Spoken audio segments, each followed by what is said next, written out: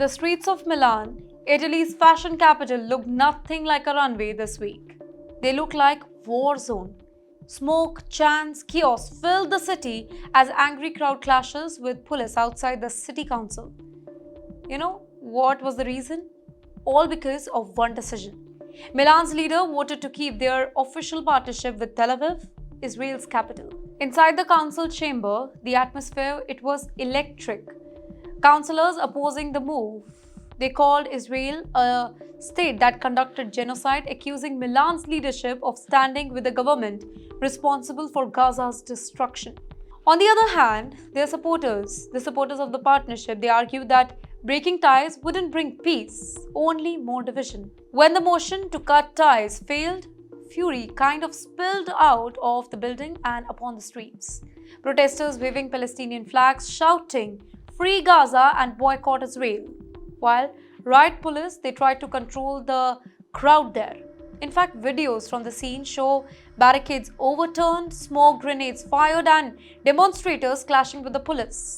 A shocking sight for a city that is usually known for art, design, diplomacy. Now, this unrest came right after a major development in the Middle East.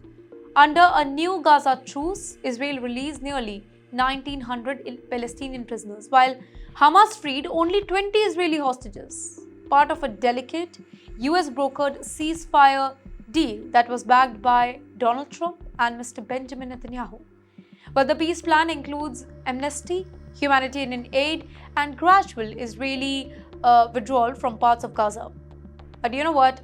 Hamas says that it will only hold if Israel completely ends its military presence, something that Netanyahu hasn't agreed to. Now, for many in Europe, including Milan's protesters, this deal feels hollow.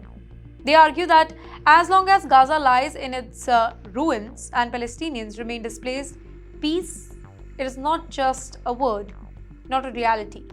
That's why the Council's decision to keep friendship ties with Tel Aviv touched such a raw nerve. Well, the backlash has spread beyond Milan now.